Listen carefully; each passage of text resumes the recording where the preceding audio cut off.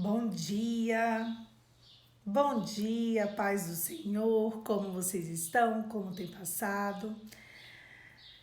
Hoje foi o dia que o Senhor fez, vamos nos alegrar nele. Hoje os passarinhos estão animados aqui, eu amo quando eles estão animados. Parece que esses passarinhos estão cantando uma canção, de tanto que eles estão animados aqui na minha janela. Muito bom. Hoje nós vamos ler o texto de Apocalipse, capítulo 20. Olha só, gente. Apocalipse, falta 20, 21, 22. 3 dias e acaba. Meu Deus, tá acabando.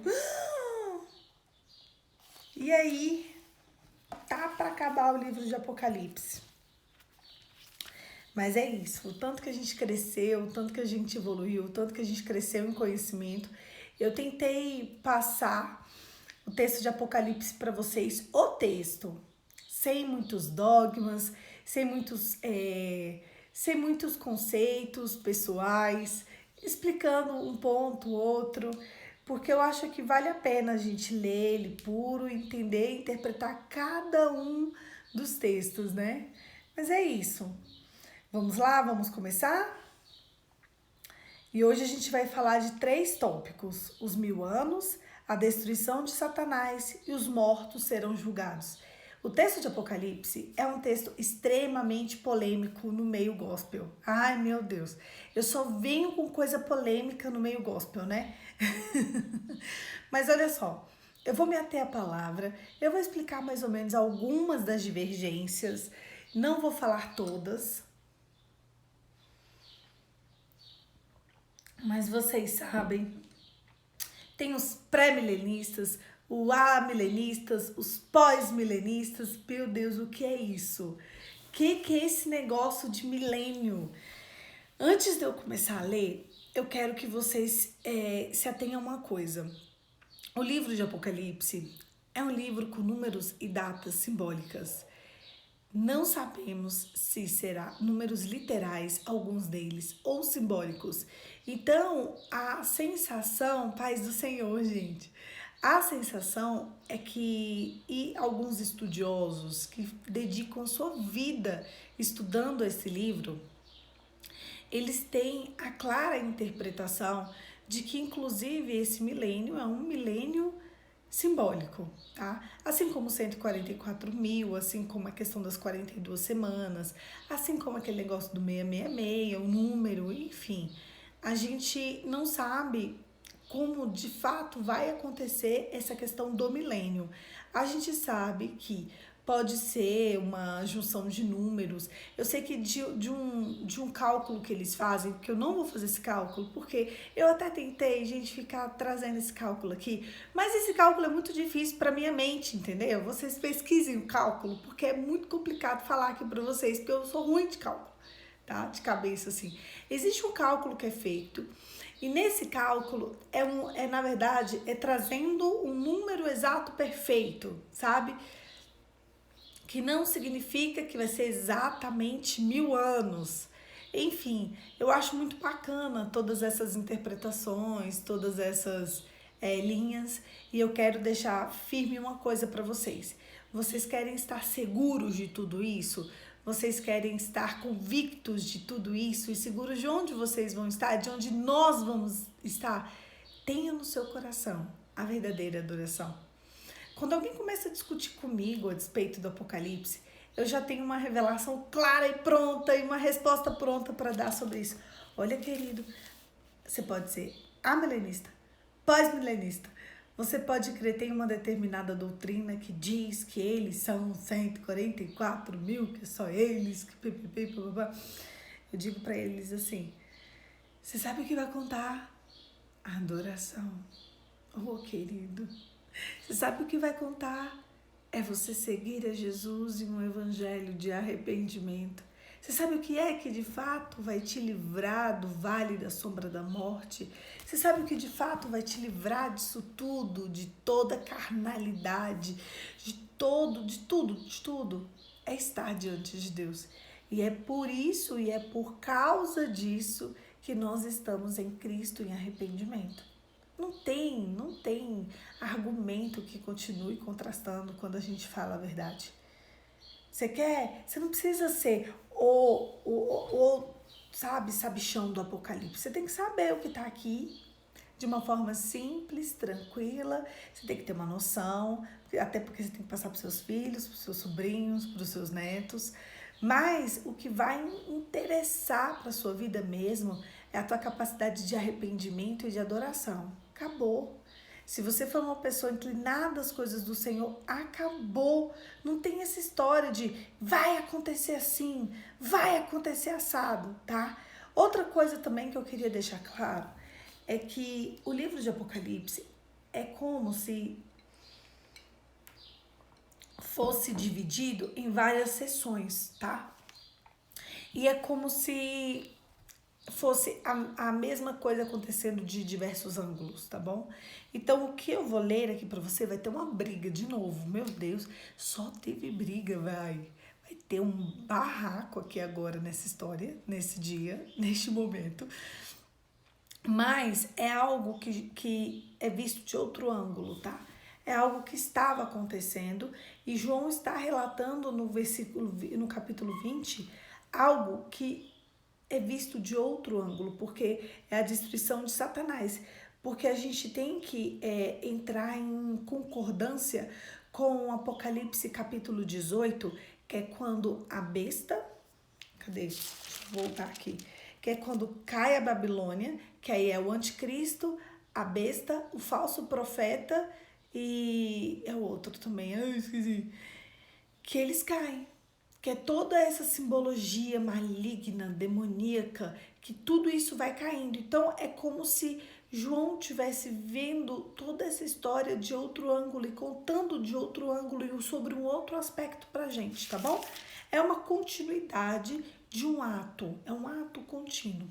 Não é acaba aqui e começa aqui, acaba aqui e começa aqui, tá? Então, eu precisava falar essas coisinhas antes e vamos lá. Vamos lá? Vamos começar? Preparem-se, ajustem aí e vamos lá. Apocalipse, capítulo 20. Os 1000 anos. Vamos à polêmica. Vi descer do céu um anjo que trazia na mão a chave do abismo e uma grande corrente. Ele prendeu o dragão, a antiga serpente, que é o diabo, Satanás, e o acorrentou por 1000 anos, lançou-o no abismo e fechou-o por um selo sobre ele, para assim impedi-lo de enganar as nações, até que terminassem 1000 anos. Depois disso, é necessário que ele seja solto por um pouco tempo. Vi tronos em que assentaram aqueles em que havia sido dada autoridade para julgar. Vi almas dos que foram decapitados por causa do testemunho de Jesus e da palavra de Deus. Eles não tinham adorado a besta e nem a sua imagem, e não tinham recebido a sua marca na testa nem na mão. Eles ressuscitaram e reinaram com Cristo durante 1000 anos. O restante dos mortos não voltou a viver até que se completassem esses 1000 anos. Esta é a primeira ressurreição. Felizes e santos os que participam da ressurreição. A segunda morte não tem poder sobre eles. Serão sacerdotes de Deus, de Cristo, e reinarão com eles durante 1000 anos. A destruição de Satanás. Quando terminarem os 1000 anos, Satanás será solto da sua prisão e sairá para enganar as nações que estão nos 4 cantos da terra, Gog e Magog, a fim de reuni-las à batalha. Seu número será como a areia do mar. As nações marcham por toda a superfície da terra e cercaram acampamentos dos santos, a cidade armada, mas o fogo desceu do céu e os devorou. O diabo que as enganava foi lançado no lago de fogo que arde com enxofre, onde já havia sido lançado a besta e o falso profeta. Eles serão atormentados de dia e de noite para sempre. Os mortos serão julgados. Depois vi um grande trono branco e aquele que estava sentado. A terra e o céu fugiram da presença e não encontrou lugar para eles. Vi também mortos, grandes e pequenos, em pé diante do trono. e o livro foi aberto. Outro livro foi aberto, o livro da vida. Os mortos foram julgados de acordo com o que tinha sido feito, segundo o que estava registrado no livro. O mar entregou os mortos que nele havia, e a morte e o Hades entregaram os mortos que nele havia. E cada um foi julgado de acordo com o que tinha feito. Então a morte e o Hades foram lançados no lago de fogo. O lago de fogo é a segunda morte, aquele cujos nomes não foram encontrados no livro da vida e lançados no lago de fogo. Meu Deus! Vocês lembram que eu falei para vocês ontem que a forma que a gente tem de se aproximar de Deus é através dos nossos atos? Eu vou começar aqui falando para vocês do segundo julgamento. Porque a Bíblia diz lá no livro de Hebreus que existe uma morte e um julgamento. A gente morre e a gente é julgado. Existe uma morte e ali a gente vai ser preparado para o julgamento.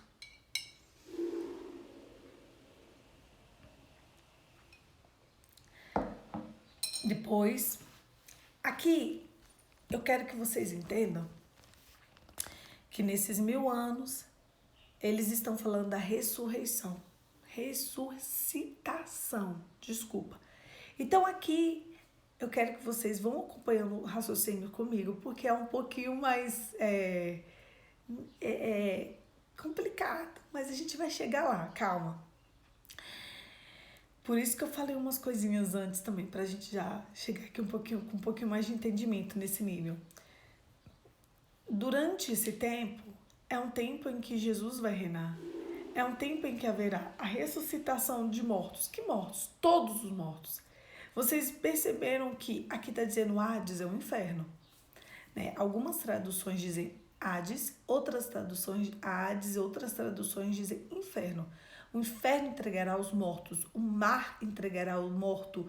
Quem está morto com Cristo no trono de Deus, vocês lembram? Acho que Apocalipse capítulo 6, que lembram que tem almas debaixo do trono de Deus? Mortos, todos aqueles serão participantes do grande juízo final. Ali no juízo final, ou você será lançado no lago de fogo e enxofre, ou você herdará com Cristo a vida eterna. Aí você pergunta, como que vai acontecer isso? E ele deixa claro, o livro da vida será aberto. E quando o livro da vida será aberto, a primeira coisa que vai perguntar querer saber qual é o nome que está escrito no livro da vida. Vocês sabiam que Deus ama listas? Deus ele é apaixonado por listas. Deus ele gosta de escrever coisas. Se você quer se aproximar de Deus, é importante. Saber que é legal a gente escrever coisas para Deus? Porque Deus escreve coisas ao nosso respeito. Deus ele ama escrever coisas sobre você. Tanto é que para você estar com ele escreve o teu nome no livro da vida. Então, para você entrar no reino dos céus, tem que estar o teu nome escrito. Então, vamos lá. Poliana Graziele Abreu Damascena, pertencente à igreja tal. Porque o meu nome físico, ele só vai ter valor se ele estiver pertencente a uma casa do Senhor, a uma igreja. Por isso que enquanto vida eu tiver, eu vou bater na tecla de precisamos congregar na casa do Senhor. Claro que a salvação é individual. Eu sei que é muito estranho pensar assim, porque é igual quando você casa. Quando você casa, você quer que todo mundo da sua família, você e seu marido, vão para o céu. Mas ali, até você e seu marido, você tem que saber, ou você e sua esposa, vocês têm que saber que ainda assim a salvação é individual. Tá, os dois são um, mas mesmo assim, se só um precisar de ir para o céu, só um vai para o céu. Se nenhum for para o céu, nenhum vai para o céu. O ideal é que os dois vão. Mas os dois não eram um, os dois eram um.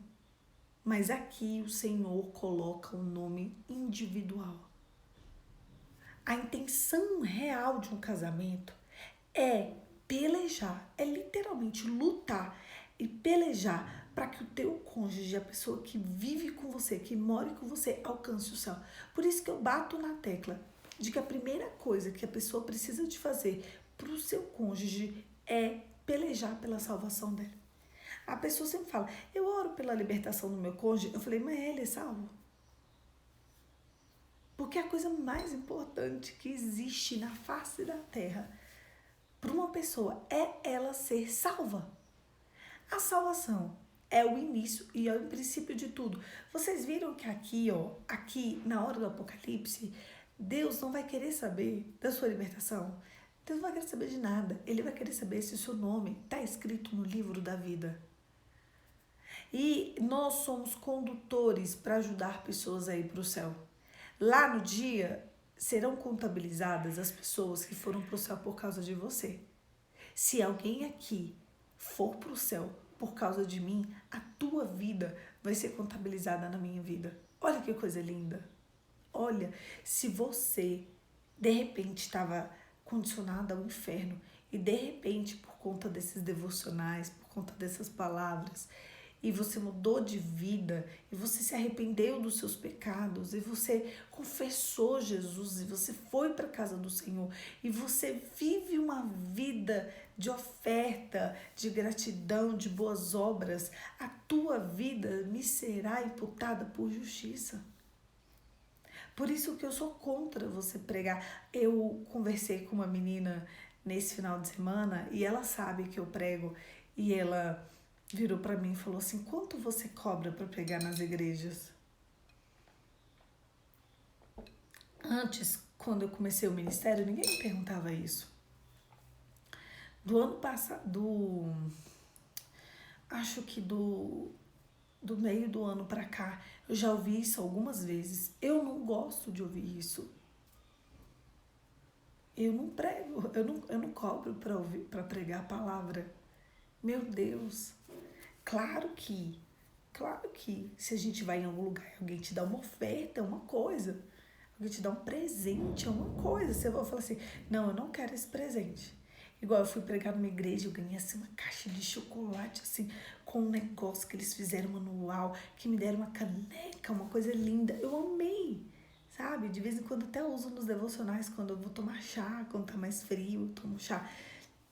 Olha só que coisa linda, olha que mimo, eu me senti especial agora, né? Ai, que gracinha, você honrou nossa igreja vai te dar um presente. Agora chega assim, oi, meu preço é esse, toma, você quer? Aí a menina falou assim, não, eu até compreendo quem vive do evangelho. Não, quem vive do evangelho é porque quer saber que vive de oferta. É porque vive de oferta, vive da graça. Se você vive da graça, então você não pode cobrar para viver da graça. Enfim, eu não sei como fica isso no juízo final. Eu sei que eu não sei se é coerente, eu não sei. Eu não estou julgando quem faz. Eu só não sei como fica a salvação. Porque o que vai ter na salvação é se o nome tá lá. Ah, tá lá. E aí, quando abrir, vão ser imputadas as obras. Tá escrito aqui, eu acabei de ler para vocês. Você pensa a mesma coisa, Dalice? Pois é, eu não sei como fica. E as pessoas me perguntam muito isso. Quando as pessoas querem entrar em contato comigo, elas me perguntam muito sobre isso. Mas aí quanto você cobra? Eu fico muito assustada. Eu tenho um preço? A palavra tem preço? Eu não sei se a palavra tem preço. Porque a palavra, para mim, ela é libertação. E para mim, libertação não tem preço. Você tirar uma pessoa do Hades, tirar uma pessoa do inferno, tirar uma pessoa que vai para o lago de enxofre e de repente levar ela, transportar ela para o reino do Filho, do amor de Deus por causa da palavra do Espírito de Deus que habita em você, para mim, não sei, não tem preço. Enfim, eu não estou aqui dizendo que eu acho certo ou errado, só acho que para mim não faz sentido. E eu tenho que fazer aquilo que faz sentido. Eu tenho que fazer aquilo que é coerente.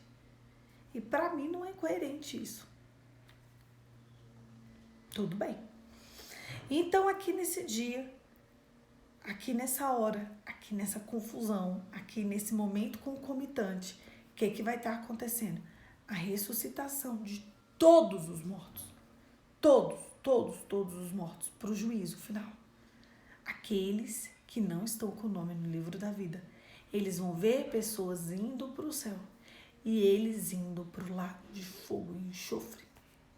Aqui não vai ter rico, aqui não vai ter pobre, aqui não vai ter classe média, aqui não vai ter pastor, pastora, aqui não vai ter preleitor, aqui não vai ter gente interessante.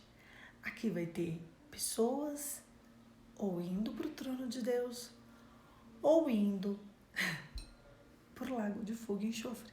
É só isso. O mar vai devolver mortos. Eu acho muito forte isso aqui. Sabe aquelas pessoas que morreram debaixo do mar? O próprio mar vai devolver os mortos. É muito forte. A terra vai devolver os mortos. E ali todos serão julgados. E as suas obras lhe serão imputadas por justiça ou não. Meu Deus. E aqui a gente vê um reinado de Cristo por 1000 anos. Aí você me fala, como se dará esse reinado? Todas as vezes em que se fala de um trono terreno, aqui no Apocalipse, acho que falou umas 3 ou 4 vezes, falou de um trono terreno demoníaco. Não sei se vocês prestaram atenção. E todas as vezes em que se falou de um trono de Cristo, de Deus, se falou de um trono espiritual. Então aqui já tem mais uma divisão. Aqueles que acreditam que Jesus vai vir, vai descer, vai reinar aqui na terra. E tem aqueles que acreditam que Jesus vai fazer um reinado espiritual. Porque como é a base da ressurreição, ou já é a ressuscitação para a vida eterna, espiritualmente falando, ou já é a morte para o inferno. E ali Cristo reinará em glória. E por fim, vai ser a destruição definitiva do demônio. O demônio vai ser destruído junto com a besta, o falso profeta, junto com os principados, as autoridades, as falsas profecias, tudo isso será destruído. Os reinados, tudo será destruído aqui. Aqui ele conta a queda de Satanás. É engraçado que no livro de Gênesis, a gente observa como Satanás foi meticuloso contra a humanidade. Ele passa a história inteira articuloso contra a humanidade. E eu tenho observado que o inimigo da nossa alma, ele não vai inventar moda. Ele pega o nosso dia a dia, ele pega o cotidiano, ele influencia quem está mais frágil, ele quer te distrair. Quando eu falo para você, é sério. Ele vai usar quem está do seu lado para apontar coisas que são falsas e mentirosas. Sabe por quê? Porque ele não tem tempo, ele não tem como vir no rosto, na característica dele. Então ele vai atazanar quem está mais suscetível a ele. Quem aí perto de você está mais suscetível a ele? Olha, não sou eu mesmo. Às vezes, a gente está sofrendo com falsas acusações de pessoas que estão do nosso lado, sendo que na verdade nem elas. Sendo que na verdade elas são só um instrumento do demônio. E eu já percebi que é assim, o demônio ele fica ali te atazanando. Se você está cheio do Espírito Santo, ele vai embora, porque ele não consegue. Ele sabe que ele não tem tempo. A gente leu o texto de Apocalipse, eu vou ler um pedacinho de novo. Capítulo 12, versículo 12, parte B, diz assim: ele está cheio de fúria, pois ele sabe que lhe resta pouco tempo. Então ele observa corações. Da mesma forma que Deus procura corações adoradores, hoje o demônio procura corações cheios de brechas, com pequenas brechas para entrar e para ferir todo mundo que está por perto. Eu preciso que vocês sejam criteriosos. Eu preciso que vocês sejam, eu ia falar astutos, mas eu acho que esse negócio de astuto é coisa de serpente. Eu preciso que nós sejamos maduros. Deus, ele é Deus de filhos maduros. Eu entendi que no céu Não vai entrar filho imaturo, filho que dá birra. Filho que dá birra não entra no céu. Eu quero que você veja que existe alguém do seu lado. Se aquela pessoa está te atazanando, você fala, meu Deus, coitado, essa pessoa é um agente de Satanás. Eu preciso, na verdade, contribuir para a salvação dessa pessoa. E como você vai contribuir para a salvação dessa pessoa? Primeiro, orando por ela, clamando pela salvação dela. E segundo, se enchendo do Espírito Santo. Um ambiente onde há Cristo, Satanás é impedido de ficar. Nós já lemos o Evangelho de João e de Mateus. Eu quero que vocês se lembrem quando a gente lia os Evangelhos. E o que a gente falava? Quando Jesus chegava, nenhuma hoste espiritual da maldade ficava. Esse é o ponto. Será que você é cheio de Deus o suficiente? A minha pergunta é, o que eu quero para você hoje é que você se encha tanto do Espírito Santo que o demônio não consiga ficar perto de você. Porque existe um momento em que o demônio não vai conseguir ficar perto de você. Ele vai bater uma, ele vai bater duas, ele vai bater três, ele vai se calar. Porque você é tão cheio do Espírito Santo, que ele não tem espaço. E é assim que o povo de Deus vive diante das astutas ciladas de Satanás, diante das afrontas do demônio. Você olha para ele e você pensa assim, coitado, eu preciso orar pela salvação. Porque se você entende que tal pessoa está sendo usada pelo demônio, porque existem pessoas que infelizmente estão a serviço do demônio, mesmo sem saber. Eu e você não estamos a serviço de Deus. Eu e você não estamos tentando nos encher do Espírito Santo, tentando nos libertar, tentando viver uma vida de santidade. Mas existem pessoas que estão do nosso lado e que vivem a serviço de Satanás, mesmo que ela não perceba, por causa das brechas abertinhas ali na vida dela. E às vezes a gente fica tentando bater de frente com a pessoa, e na verdade a gente precisa de reconhecer. Ei, Satanás, eu te reconheço. E eu te falo, aqui não. Chega. Até aqui você chegou. Daqui para frente não. Então esse é o comportamento de um cristão. Porque na hora que chegar, neste dia, que é o dia que entra em conformidade com Hebreus 9, 27, que é o dia do juízo final. Esse aqui, quando chegar aqui, é verdade. Isso mesmo, eu vou ler o que a Idalice escreveu aqui para ficar para as próximas pessoas que forem assistir. Ela disse que sentiu sábado e que é impressionante como isso é verdade. Eu estou orgulhosa de você, de ter percebido.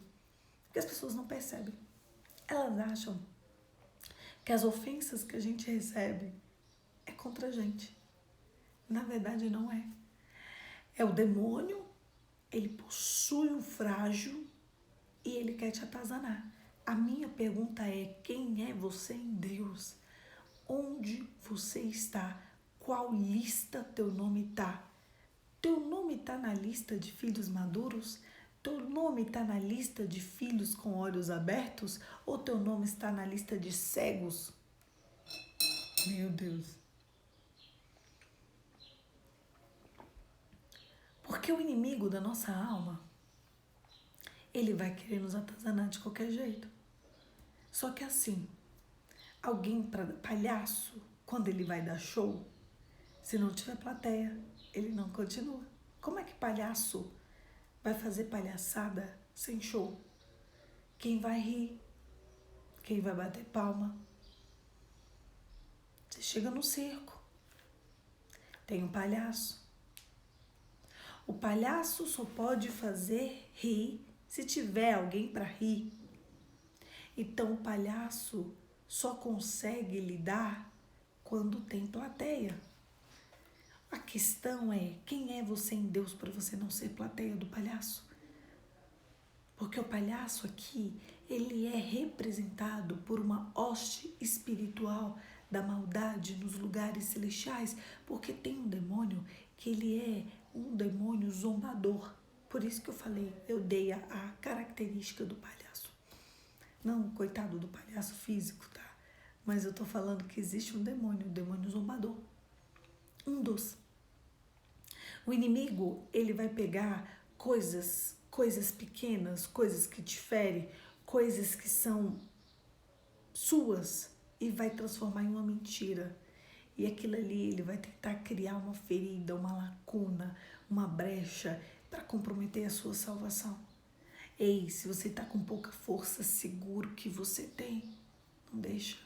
Não deixa que as pessoas digam quem você é, porque você sabe o Deus que você serve. Por isso que a fé vem pelo ouvir e ouvir a palavra de Deus. Às vezes a gente está no meio de tanta gente iníqua, que se a gente não se apegar às palavras da vida eterna, a gente cai. Às vezes a gente está rodeada e cercada, sabe, de pessoas que só sabe levar a gente para baixo. Daqui a pouquinho a gente compromete até a nossa salvação. Por isso que agora eu quero que você, levanta a cabeça, respira fundo, entenda quem é o Deus da sua salvação. Entenda que teu nome está numa lista e naquela lista ninguém pode tirar. Só o teu Deus, e Ele não vai tirar. E que essas afrontas, essas coisas que a gente geralmente passa, é porque o inimigo da nossa alma, ele está querendo fazer de tudo para arrancar teu nome de lá. Ele está sem tempo, gente. O problema é que às vezes pega na nossa ferida. Só que para você ser um filho ou uma filha madura ou maduro, você precisa estar cheio do Espírito Santo. Eu quero que você entenda que essa é uma hora muito séria na palavra. É a hora crucial, é a derrota de Satanás. Hoje nós estamos relatando o fim do que destruiu a humanidade. Nós estamos relatando e contando como vai ser quando Satanás não existir mais.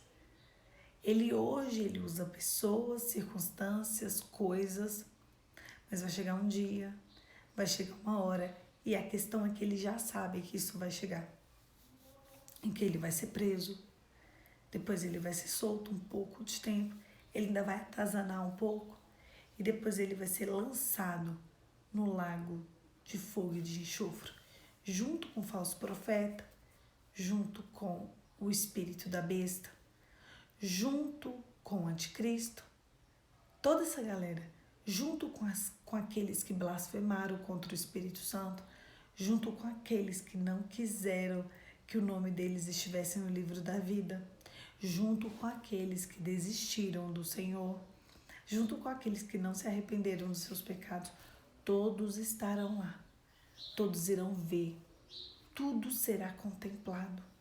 E naquele dia, você sabe o que eu quero? Eu quero que eu e você estejamos debaixo do trono de Deus.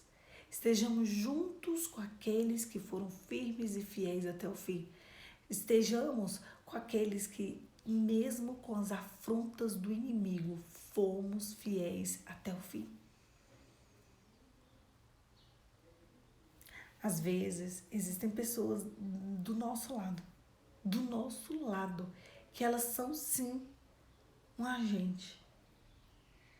Eu olho assim, eu falo, isso aí, é para minha santificação. Você não olha para alguém, tem gente que quer se separar, sendo que aquela pessoa que está do lado dela, na verdade, era agente de santificação para ela. Porque quanto mais perseguido, mais santificados seremos. É isso que a gente precisa entender. Nossa, eu estou sendo muito perseguida aqui, do lado da minha cama aqui, muito perseguida. Então você tem que entender que aquilo ali é um agente de santificação para você e não mandar embora. Mas às vezes o povo manda. Então o que a gente precisa? A gente precisa querer e estar e permanecer, ficar com o nosso nome no livro da vida. É só isso. Se você quiser, se você permanecer, se você ficar, se você estiver com o seu nome no livro da vida, pronto. É isso. A importância desse capítulo para aqueles que são de Deus é: não abre mão do teu nome no livro da vida. Compra a verdade. A verdade ela é comprada por um preço. Como assim preço? É um preço. Porque se você compra a verdade, então você vai abrir mão da mentira. Seja firme, seja forte, seja corajoso, seja fiel até o fim. Que aí sim, quando chegar nesse dia, você vai pensar, meu Deus, valeu a pena ser fiel. Uau, era sobre isso que Deus estava falando comigo o tempo todo. As pessoas desse mundo não têm noção do que é o Evangelho. As pessoas desse mundo não têm noção do que vai acontecer e de quem é Deus. Elas nunca fizeram isso que a gente está fazendo. E se fizeram assim, ó, como um recorte de revista. Quando você lê Apocalipse, capítulo 20, eu sei que na cabeça de vocês está passando assim um filme. Esse livro, ele é um livro de revelação, queridos. Esse é um livro que nos chama de volta ao Evangelho. Ele nos chama a viver as práticas das boas obras. Não se esqueça que a tua roupa será tecida, será feita das tuas boas obras. Meu Deus, e quem disse não fui eu. Foi Apocalipse 19 que a gente leu ontem. Então, a minha palavra para você hoje, se a gente tivesse que dar um nome para esse devocional, é: fica firme. Seja forte, corajoso, fique firme. Quando Jesus está em um ambiente, quando Jesus está no meio, ninguém, nem nada, absolutamente nada do mal fica. Então, seja de Cristo. Seja. Não dá para ser meio de Deus. Não dá para ser um pouco de Deus. Você tem que ser de Deus. Não dá para meia atitude sua ser de Deus. Ah, um pouco das minhas atitudes são de Deus. Não. Eu sou de Deus. Ah, mas aquela pessoa ali, ela diz que é da igreja, mas ela faz aquilo. Ela faz aquilo outro. Ela não vai estar com o nome no livro da vida. É isso que eu quero que vocês entendam, que vocês sejam filhos maduros. Não é que a pessoa está ali na igreja que é passaporte exclusivo para ir para o céu. O que vai fazer você ir para o céu é arrependimento no seu coração, viver uma vida para Cristo, sua roupa de linho fino, a roupa da noiva, ser costurada com as suas boas obras. E você, sai correndo das astutas ciladas do diabo. Não seja guiado por guias cegos. Jesus fala muito sobre isso. Lá no livro de Mateus ele fala: as pessoas estão sendo guiadas por guias cegos. Não relativizem o evangelho. Não fiquem do nada a ver. Sejam criteriosos. É melhor você ser um radical. É melhor você ser uma pessoa que você diga não para as coisas deste mundo, do que você ser uma pessoa que você vai ser ali entregue. Chega no dia do juízo final, você mesmo vai ter uma surpresa para onde você vai. É isso. Fica firme. Respira fundo e entenda que, na verdade, a maioria das coisas que você faz e que você passa é porque o diabo está sem tempo, então ele vai ficar te atazanando a maioria do tempo. E eu preciso que você tenha maturidade para você discernir tudo isso. A gente leu aqui hoje. A gente sabe qual é o fim dele. O fim dele é o lago de fogo e de enxofre. E o fim daqueles que estão em Cristo, que estão em Deus, que estão resistindo bravamente, é o trono da vida eterna. Feche os seus olhos e vamos orar. Pai, em nome de Jesus, te louvamos. Te louvamos porque o Senhor é muito bom. Te louvamos porque as tuas misericórdias se renovam a cada manhã. Senhor, o nome que não está escrito no livro da vida, escreve. Lança sobre essas pessoas, sobre nós, sobre mim, arrependimento, que o espírito do arrependimento encontre o nosso coração, que nós possamos nos encher do teu Espírito Santo, que nós possamos ser tua casa, tua morada, que quando as pessoas procurem a luz do mundo, que as pessoas nos vejam como um referencial, como alguém que o Senhor deseja contar. Espírito Santo, quando o Senhor quiser contar com alguém, conte conosco. Da mesma forma que o diabo usa pessoas, ele conversa com pessoas, ele age em pessoas. Nós sabemos que o Espírito de Deus conversa com pessoas e age em pessoas. Que quando o Espírito de Deus quiser agir, que haja em nós e através de nós, porque nós somos a luz do mundo. Estamos ao teu serviço, à tua disposição, nos colocamos à tua disposição nessa manhã. Nos inclua na lista daqueles em quem o Senhor pode contar. Em nome de Jesus. Amém. Amém, queridos. Que o Senhor te inclua na lista daqueles em que Ele pode contar. Que as tuas boas obras sejam imputadas por justiça. Eu quero que no dia do juízo final, você me dê um abraço e você fala, Poli do céu, valeu a pena. E eu vou falar, valeu. Valeu a pena ser forte, valeu a pena ser corajoso, valeu a pena abrir mão, valeu a pena segurar a nossa coroa e não deixar que ninguém a roubasse. Quando você se deparar diante de uma celeuma, de um conflito, de uma circunstância, de uma situação, observa isso. Você pode ter certeza que ali há um dedo maligno para tirar e roubar a sua paz. Sabe quando você está bem e o inimigo quer roubar a sua paz? Ele faz isso todos os dias. A palavra de Deus diz que as misericórdias do Senhor se renovam a cada manhã, mas as afrontas também. O diabo ele não descansa, porque ele está sem tempo. Ele sabe que o fim dele é exatamente Apocalipse capítulo 20. Ele não tem tempo. Então ele está fazendo tudo o que ele pode. E mais um pouco. Além de fazer o que ele pode, ele conta ainda com a criatividade humana, que é péssima. Porque você pode usar a criatividade humana para coisas boas, ou você pode usar a criatividade humana para coisas ruins, entendeu?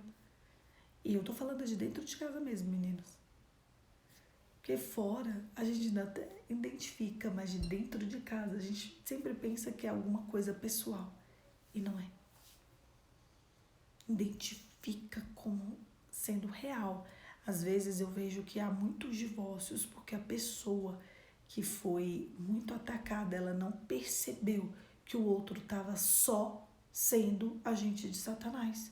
E o que ela precisava era se encher do Espírito Santo. Porque quem está cheio do Espírito Santo, o inimigo não fica por perto. Se você se encher do Espírito Santo, ele fica calado, ele não tem como ficar perto. Lembra de Jesus. Quando Jesus chegava no ambiente, o inimigo ia embora, o diabo fugia. Ele não ficava, ele não tinha como ficar. Porque Jesus era Jesus. Como que o inimigo ficava perto de Jesus? Se nós somos chamados pequenos cristos, nós precisamos identificar. Por isso que eu falo para vocês, jejuem, orem, estejam dentro de uma igreja, consagrem, estejam com os olhos abertos, os ouvidos atentos, porque não é da porta para fora, é da porta para dentro mesmo. Ele quer tirar a nossa paz, é ali, ele quer roubar a nossa salvação, é ali mesmo. E é isso, seja forte e corajoso, não desanima, não deixe o inimigo roubar o que Deus te deu. Ele quer isso, ele tá sem tempo, ele não tem tempo. Ele quer levar o máximo de pessoas para o inferno junto com ele. Ele quer fazer com que as pessoas ardam no lago de fogo e de enxofre. Tem muita gente que tá caindo nessa, mas nem eu e nem você vamos cair, amém? É isso. Amanhã a gente vai faltar 2 dias só. Ai, que delícia. Apocalipse é um livro, né, que a gente fica assim, ai meu Deus, o próximo. Mas amanhã, Apocalipse capítulo 21. Ai, que legal! O diabo já acabou, já morreu. Então, e amanhã, como que vai ser, hein?